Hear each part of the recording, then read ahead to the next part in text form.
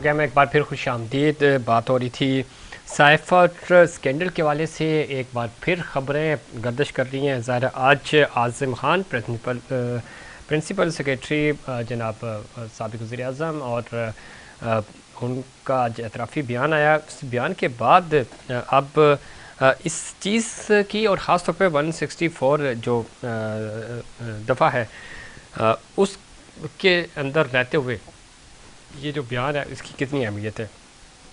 Official secret act की खिलाफ वर्जी तो हुई है, इसका ज़िम्मेदार कौन है और ये साइफ़र महफूज क्यों नहीं किया जा सका। और अब शाह महमूद कुरैशी हो गए और असद उमर, उनको भी 24 जुलाई को FIA ने तलब किया है, तहकीकात होंगी। पाकिस्तान तहरीक इंसाफ तो कह रही है, हमाद अज़हर साहब बता रहे थे कि जी हम तो चीफ़ जस्टिस से एक बार फिर मुतालबा करते हैं। पहले भी उन्होंने ये मुतालबा किया तो वो कह रहे हैं कि जी हम मुतालबा करते हैं कि आज़ादाना तहकीकात होनी चाहिए।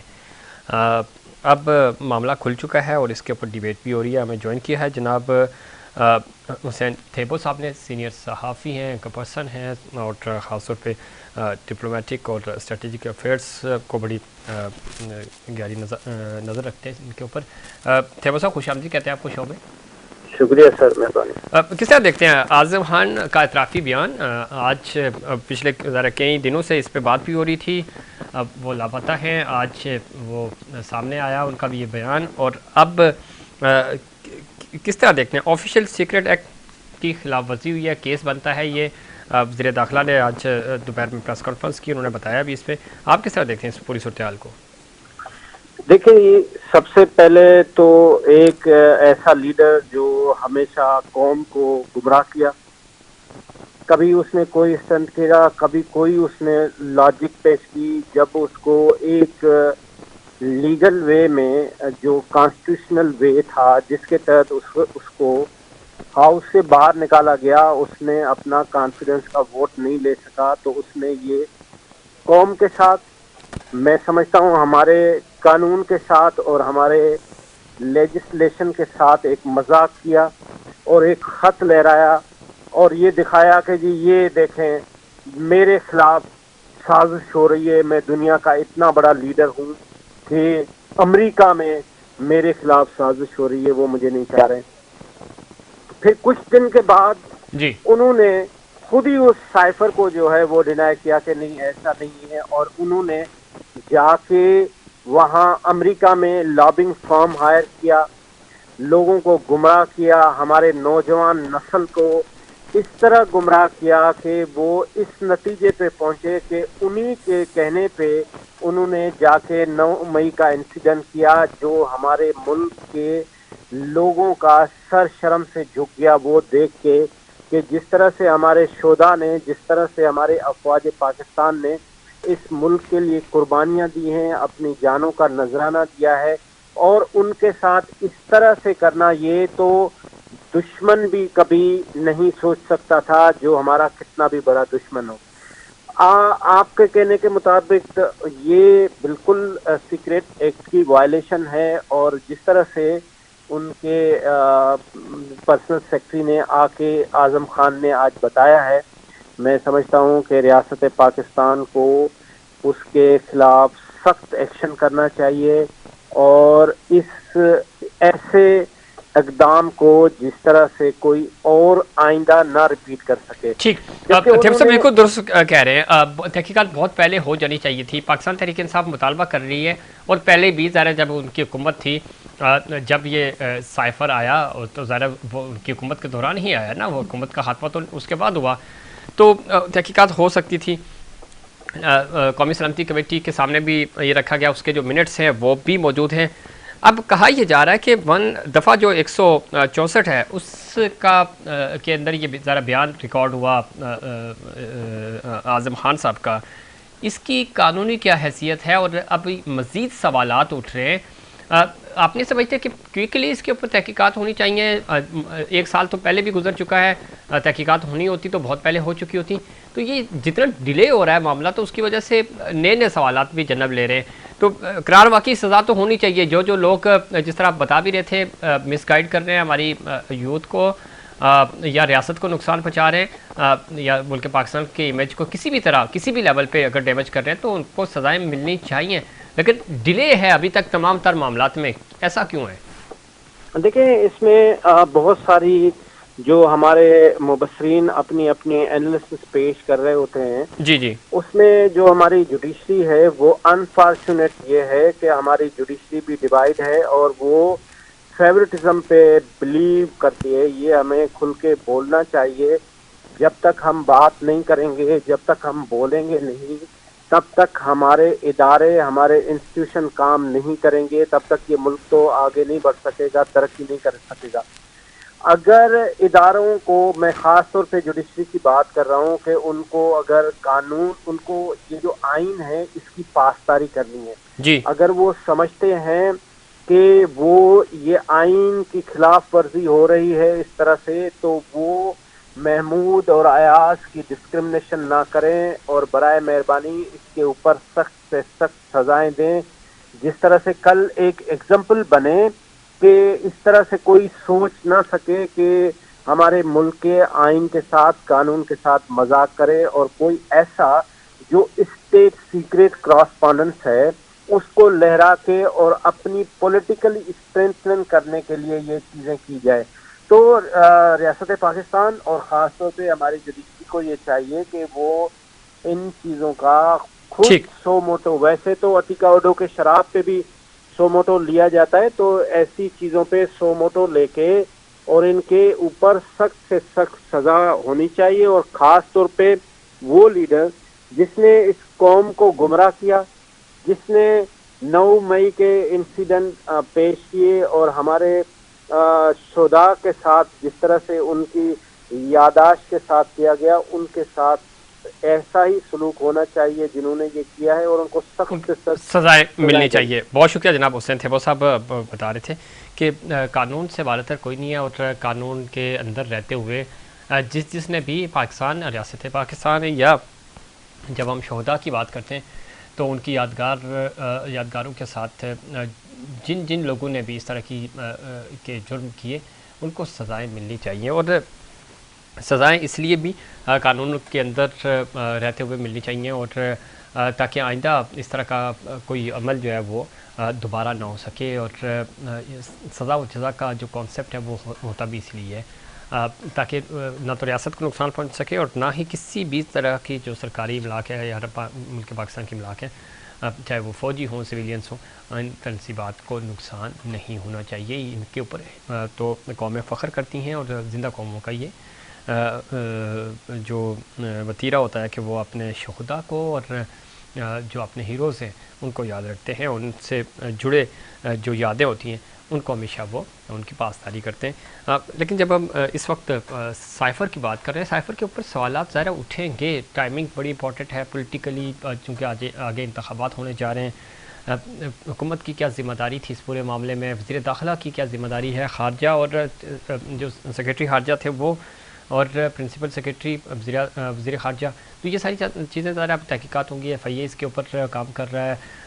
असद उमर साहब को भी और जनाब शाह महमूद कुरैशी साहब जो उस वक्त वज़ीर ख़ारजा थे उनको भी तलब किया गया। फिर 25 को चेयरमैन PTI को भी तलब किया है। अब देखना यह है कि तहकीकात कैसे आगे बढ़ेगी। पाकिस्तान तहरीक इंसाफ जो है वो मुतालबा कर रही है कि तहकीकात मुनसफ़ाना, आज़ादाना होनी चाहिए और चीफ़ जस्टिस से बार बार मुतालबा कर रहे हैं। ये तहकीकात के वाले से तो पहले भी मुतालबात करते रहे हैं।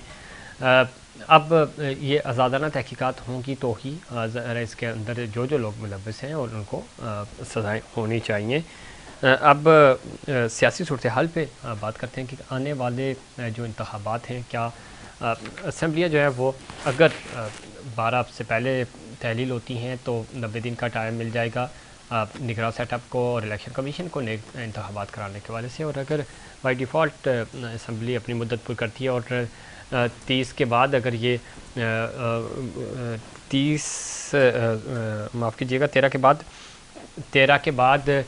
13 के बाद जब 13 अगस्त को अगर बाई डिफ़ॉल्ट होती हैं तो फिर 60 दिन का टाइम होगा और 60 दिन के अंदर इंतखाबात कराने होंगे।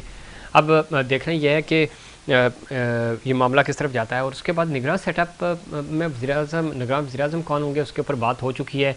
निगरान वज़ीर-ए-आज़म के अलावा ज़ाहिर है बाकी जो पूरी दूसरी इत्तेहादी हुकूमतें हैं, हुकूमत के जो इत्तेहादी हैं उनके तहफ़्फ़ुज़ात भी हैं, उनको भी दूर करना है आपने। तो जब ये सारी चीज़ें हैं, तहक़ीक़ात, तहफ़्फ़ुज़ात दूर करने हैं, उसके बाद इलेक्शंस करवाने हैं, इसके ऊपर पाकिस्तान पीपल्स पार्टी जो है वो सीरियस नोट पे ये सोच रही है कि शायद मामला जो है वो इलेक्शंस थोड़ा सा लंबे हो जाएं और निगरान सेटअप जो है वो कहें अपनी आइनी मुद्दत से तजावुज़ ना कर। इसके ऊपर बात हो रही है बार-बार। मियाँ साहब की वापसी हो पाएगी नहीं हो पाएगी, ख़बरें तो कुछ इस तरह की हैं कि शायद मियाँ साहब वापस आ रहे हैं, लेकिन मियाँ साहब अगर वापस आ रहे हैं तो इलेक्शन में वो हिस्सा ले पाएंगे, चूँकि अभी तक तो उन पर पाबंदी है, अभी उन्होंने अदालतों का सामना करना है। माहौल चूँकि नवंबर में किसी हद तक बदल जाएगा। बहुत सारे जो ऐसी चीज़ें भी हैं, डेवलपमेंट्स हो रही हैं जो शायद मुस्लिम लीग नून की फेवर में जाएँ, मियाँ नवाज शरीफ साहब की फेवर में जाएँ। लेकिन इन सब चीज़ों के बाद अगर वो वतन वापस आते हैं और वो इलेक्शंस में चले जाते हैं तो फिर चेयरमैन पीटीआई का क्या होगा। और वो ज़रा इस वक्त तक जितने हालात हैं, जो सूरत हाल है मौजूदा, उसकी जब हम बात कर रहे हैं तो उसके अंदर रहते हुए तो हमें नहीं लग रहा कि फिल4 इलेक्शंस मिलेंगे और चेयरमैन पीटीआई जो है वो इलेक्शन लड़ सकेंगे। और इवन पीटीआई भी इलेक्शन लड़ेगी तो इतना आसान इलेक्शन उनके लिए नहीं होंगे। लेकिन माहौल, जितने भी हमारे पॉलिटिकल एनालिस्ट हैं या सीनियर सियासतदान हैं, उनसे जब हम बात करते हैं तो वो ये समझते हैं कि माहौल इलेक्शंस का नहीं है। ये बड़ा मुश्किल वक्त होगा और मुश्किल वक्त है ख़ुद इनके लिए भी, पॉलिटिकल स्टेक होल्डर्स के लिए। पर एक यकीन के साथ, उम्मीद के साथ असम्बलियाँ तहलील हो रही हैं कि इलेक्शंस हो जाएंगे। इसी तरह जैसे माजी में चेयरमैन पीटीआई को यकीन था कि असम्बलियाँ तहलील होंगी तो फौरी तौर पे इलेक्शंस हो जाएंगे, वैसा नहीं हो सका। और इस तरह की कोई सूरत हाल पैदा हो सकती है जो कि ज़रा गैर आइनी होगी। और मामला जो है आइन और कानून के मुताबिक होना चाहिए। 90 दिन के इलेक्शंस का वक्त है, उसके अंदर प्रोसीजर इसका पूरा हो जाना चाहिए। लेकिन जो हक़ाइक़ हैं या जो जिस तरह का माहौल है वो लग नहीं रहा कि मामला आगे बढ़ेगा। पंजाब और केपी का मामला थोड़ा सा डिफरेंट इस सिनेरियो में था कि चले एक माहौल इस तरह का था, लेकिन आइन तो यही कहता है कि आपने 90 दिन में इलेक्शंस कराने हैं, लेकिन नहीं हो सके इलेक्शंस। तो अगर पंजाब का निगरान सेटअप और केपी का अभी तक चल रहा है तो नेशनल असम्बली का जो यानी आने वाला जो निगरान सेटअप होगा वो भी तो ये सब कुछ वहाँ पे भी हो सकता है, जो कि अगेन आइन और कानून के मुताबिक होना चाहिए। आवाम को फैसला करना चाहिए कि वो वोट किसको देंगे। और अगर मामला आवाम पे नहीं होगा और आवाम के बाद डिसीजन अगर इधर उधर से होते हैं तो वो ज़्यादा ख़तरनाक हो सकते हैं। वो सियासी इस्तेकाम भी मुमकिन नहीं होगा और माशी इस्तेकाम भी नहीं आ सकेगा। ज़रूरी ये है कि आप किसी भी तरह आपको इलेक्शंस में जाना चाहिए, लेकिन तमाम पॉलिटिकल स्टेक होल्डर्स, इसमें इंक्लूडेड पाकिस्तान तहरीक इंसाफ, सबको ऑन बोर्ड लेना होगा। और लेवल प्लेइंग फील्ड की बातें हो रही हैं, वो तो लेवल तो काफ़ी हद तक हो चुका है मामला। लेकिन अगर थोड़ा सा इलेक्शंस में जाने दिया जाए पाकिस्तान तहरीक इंसाफ को, उनकी बाकी जो लीडरशिप है, जो लोग हैं, तो जो इलेक्शन होगा उसके ऊपर उसकी शफाफियत को बरकरार रखने में मदद मिल सकेगी। ये वो सारी चीज़ें हैं जो बहुत ज़रूरी हैं। ज़ाहिर तहकीकात जब तक ये इस्लाहात नहीं होंगी और तमाम स्टेक होल्डर्स ऑन बोर्ड नहीं होंगे तो तहफ़्फ़ुज़ात तो रहेंगे। 2018 के इलेक्शंस की तरह सवालात उठेंगे, तो जब उस सवालात उठेंगे तो प्रॉब्लम्स खुलकर सामने आएंगी। तो उससे बेहतर यह है कि उससे पहले ही आप तमाम स्टेक होल्डर्स को ऑन बोर्ड लें और इलेक्शंस के हवाले से जो इस्लाहात, अब ज़रा अगले हफ्ते एक बिल भी पेश किया जाएगा, तो उससे पहले तमाम स्टेक होल्डर्स को ऑन बोर्ड लेना चाहिए। कानून आइन तो यही कहता है कि जिस असम्बली में मौजूद सारे पाकिस्तान तहरीक इंसाफ असम्बलियों से बाहर आ चुकी है, तो असम्बली में मौजूद जो लोग होंगे उन्हीं से मशावरत होगी और वही स्टेक होल्डर्स हैं असल। लेकिन अगर इलेक्शन कमीशन में रजिस्टर्ड जितनी भी पॉलिटिकल पार्टीज़ हैं, ऑल पार्टी कॉन्फ्रेंस बुलाकर उनको उनके जो तहफ़्फ़ुज़ात हैं वो सुने जाएँ और उन सबको बैठ कर एक नुक्ते पे जमा किया जाए और इत्तेफाक किया जाए कि इस्लाहात क्या होंगी। और इलेक्शन कमीशन की ज़्यादा जिम्मेदारी है, लेकिन पॉलिटिकल स्टेक होल्डर्स भी अगर अपना एक नैरेटिव बिल्ड करें ताकि इलेक्शंस जो हैं वो साफ शफाफ हो सके और ये अपना ताउन भी कर सकें। ये वो सारी चीज़ें हैं जिनके ऊपर बात करना बहुत ज़रूरी है, लेकिन वक्त नहीं है, इसलिए कि पॉलिटिकल स्टेक होल्डर्स को याद ही उस वक्त आता है जब मामला गुजर चुका होता है। सालों साल उनके पास वक्त था, कानून साजी दुनिया सीधी ये होती है कि आप कानून साजी कर सकें, वहाँ पे कानून साजी उस वक्त नहीं हुई, इस्लाहात नहीं हुई। अब जाते जाते 10-12-15 दिन में क्या इस्लाहात होंगी। ये मौजूदा वज़ीर-ए-आज़म जो जिस तरह की तहकीकात कर रहे हैं, जिस तरह की पिछले दिनों से 3-4 दिनों से जो वो खिताब कर रहे हैं, तो वो ज़्यादा अलविदाई खिताब ही है। तो अब तहकीक जितना भी आप जोर लगा लें तो इस वक्त इसके ऊपर किसी भी तरह की इस्लाहात इतनी जल्दी नहीं हो सकती। ये बहुत पहले हो जाना चाहिए था। पाकिस्तान पीपल्स पार्टी बार बार मुतालबा तो कर रही है, लेकिन उस वक्त पाकिस्तान पीपल्स पार्टी भी ऑन बोर्ड नहीं थी। इस पर मज़ीद बात करेंगे। मैं ज्वाइन किया जनाब यासीन आज़ाद साहब ने, सीनियर सियासतदान है, सीनियर रहनुमा है और सीनियर कानूनदान है, पाकिस्तान मुस्लिम लीग नून साहब का ताल्लुक है। खुश आमदीद कहते हैं यासीन साहब प्रोग्राम में आपको। थैंक यू सर, किस तरह देखते हैं, एक तो चूँकि वक्त भी कम है, साइफर के ऊपर और 164 दफ़ा के तहत ये बयान है, अब ज़ाहिर एतराफ़ी बयान आ चुका है। आप खुलकर माजी में भी बात करते रहे। एक तो ये कि तहकीकात तो वैसे भी बहुत पहले हो जानी चाहिए थी, क्यों पेंडिंग हुई और अब तहकीकात होंगी। FIA ज़ाहिर है उन्होंने असद उमर को भी, शाह महमूद कुरैशी को भी और चेयरमैन PTI को 25 जुलाई को तलब कर लिया है। किस तरह देखते हैं इस पूरे मामले को? देखें सर, 164 का स्टेटमेंट जो होता है ना, वो जो है उसकी अपनी जगह एक लीगल पोजीशन है जी। और लामाला जब 164 का स्टेटमेंट रिकॉर्ड हो जाए तो उसको फौरी तौर पे सील कर दिया जाता है और जहाँ ट्रायल कोर्ट में जब केस चलेगा तो उसको रीओपन किया जाएगा। और at the time of evidence जिस मजिस्ट्रेट ने उसकी एविडेंस को रिकॉर्ड किया है वो विटनेस बॉक्स में आएगा टू गिव एविडेंस और वो ये बताएगा कि ये 164 का स्टेटमेंट मैंने रिकॉर्ड किया। ठीक है। अब जो सूरत हाल है वो आपके सामने है कि साइफर के मुतालिक जो कुछ पहले इमरान खान ने कहा और बाद में एक स्टेज आई कि खुद इमरान खान ने कहा कि ये साइफर का जो था ये मामला गलत था, मुझे तो यहाँ जनाब बाजवा ने हटाया। सही। वो तो आपके सामने का मामला है। अब ये है ऑफिशियल सीक्रेट एक्ट की खिलाफवर्जी। ऑफिशियल सीक्रेट एक्ट की खिलाफवर्जी इस तरह से है कि कोई भी अगर दूसरे ममालिक का कोई लेटर किसी किस्म का होता है तो वज़ीर-ए-आज़म जो भी बनता है वो बाकायदा ओथ लेता है और वो खतो खिताब जो है एक उनकी कुर्सियाँ रखी जाती है और उसको पब्लिकली मार्केट में नहीं लाया जाता जिस तरह इमरान खान ने लाया। और इमरान खान के इस एतराफ़ के बाद कि साइफर वाला मामला बिल्कुल गलत था, इस बात की निशानदेही करता है कि उसने अपने ज़ाती इंटरेस्ट के लिए आपने आपको दोबारा इक़्तिदार में आने के लिए एक ऐसे खत का इस्तेमाल किया जिसकी कोई हकीकत थी ही नहीं। ठीक है। और अगर इस टाइप का कोई लेटर आया भी था तो उसको खुफिया रखना प्राइम मिनिस्टर के ओथ के मुताबिक बहुत ज़रूरी था। अब 164 का स्टेटमेंट के बाद एक एविडेंस आ गई, एक ऐसे आदमी की एविडेंस जो सेक्रेटरी था प्राइम मिनिस्टर का। ठीक। और जाहिर है वो ये कहता है कि वो लेटर पहले मैंने लिया, बाद में प्राइम मिनिस्टर को मैंने खुद दिया। अब दिया तो उसमें ये भी कह रहा है कि उसमें इस टाइप की कोई बात नहीं थी थ्रेड वाली। तो इस तरह इमरान खान ने जो कुछ भी किया उससे अब JIT बनी हुई थी जो इन्वेस्टिगेशन कर रही थी। अब मेरे ख्याल में जुलाई के 24 या 25 तारीख को इमरान खान को बुला लिया गया, उसमें असद उमर को और बाकी लोगों को भी लाया गया। तो ये एविडेंस एक ऐसी एविडेंस है जो FIA अपनी इन्वेस्टिगेशन करने के बाद जब ट्रायल कोर्ट में सबमिट करेगी तो ये 164 का स्टेटमेंट। ठीक है यासीन आज़ाद साहब, ये बात तो ठीक है। 24 को असद उमर और शाह महमूद कुरैशी जाएंगे, 25 जुलाई को चेयरमैन PTI जाएंगे।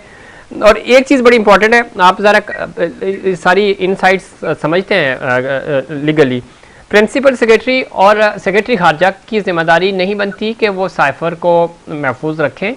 ज़ाहिर है ये तो 2 लोगों का मामला था, डिकोड नहीं होना चाहिए था, लेकिन हुआ। और उसके बाद अब आप समझते हैं कि इसमें शाह महमूद कुरैशी का इनपुट भी हो सकता है, तहकीकात जब आगे बढ़ेंगी। कानूनी प्रोसीजर क्या कहता है, कौन कौन लोग इसमें बराह रास्त मुलव्वस हो सकते हैं? और प्राइम मिनिस्टर ने तो उस वक्त ज़ाहिर वो प्राइम मिनिस्टर थे और उन्होंने वो खत लहराया कि ये साजिश हो रही है मेरे खिलाफ। बेसिकली देखें, ये फॉरेन मिनिस्ट्री का पास होना चाहिए था और शाह महमूद कुरैशी ने ये बात कही थी कि ऐसा कोई लेटर नहीं है। और बाद में ये भी बात सामने आई कि ये एक बयानिया बनाया गया। ये तो यासिर साहब, कौमी सलामती कमेटी की जब मीटिंग हुई उसमें साइफर को तो एक्सेप्ट किया गया कि साइफर तो है, लेकिन उसमें मुदाखलत और साजिश वाले जो एलिमेंट्स थे वो नहीं थे। नहीं, लेकिन आपको वाल ये पता होता है कि वो कहते हैं ये लेटर ही गुम हो गया, तो लेटर गया कौन है जी, किसने गुम किया? हाँ, इस पे तहकीकात होनी चाहिए। बिल्कुल बिल्कुल, तो जे की इसीलिए बनी है ना कि तहकीकात मुकम्मल करे जी। अब एक जो एविडेंस आई है, चूंकि 164 का स्टेटमेंट ना आपके सामने है ना मेरे सामने जी बिल्कुल, तो उसमें डिटेल में क्या कहा गया, मजिस्ट्रेट ने जो स्टेटमेंट रिकॉर्ड किया उसकी पूरी डिटेल जानना बहुत जरूरी है। अब ये जो स्टेटमेंट का मामला है, जब 25 या 26 जुलाई जो अभी आप डेट बता रहे हैं उस पर जब जाएगा तो इन्वेस्टिगेशन में वो स्टेटमेंट भी आएगा, ठीक, और इमरान खान का पॉइंट ऑफ व्यू भी मालूम किया जाता है। एक मुश्किल सूरत हाल है इमरान खान के लिए, पर पता नहीं हमारा प्राइम मिनिस्टर ने जिसने होश लिया हुआ था वो इस तरह से मुल्क की सालियत से क्यों खिलता रहा है। ये तो इस पे यासिन साहब आर्टिकल 6B लग सकता है? देखिए, ये डिपेंड करता है एविडेंस पे जी। अगर उस लेटर में कोई थ्रेट नहीं है, उस लेटर में ऐसी कोई बात नहीं है, पर ओरिजिनल लेटर मिसप्लेस हो गया, एविडेंस एक्ट के तहत आपको पहले ओरिजिनल डॉक्यूमेंट की जरूरत पड़ेगी। अगर वो नहीं मिलता तो फिर फोटो कॉपी आएगी, उसको कंसिडर किया जाएगा। सवाल ये पैदा तो वो लेटर गया कहाँ? बिल्कुल ठीक कह रहे हैं यासीन अज़हर साहब के लेटर तहकीकात होनी चाहिए कहाँ गया, और ये जिम्मेदारी होती है कि ज़रा आपने ऑफिशियल सीक्रेट एक्ट की पासदारी करनी होती है। बहुत शुक्रिया आपने प्रोग्राम में वक्त दिया। ये था हमारा आज का प्रोग्राम। उम्मीद करता हूँ दिगर प्रोग्राम की तरह आज का प्रोग्राम भी आपको पसंद आएगा। मुझे और इनसाइड पाकिस्तान की पूरी टीम को दीजिए इजाज़त। अल्लाह के बाद।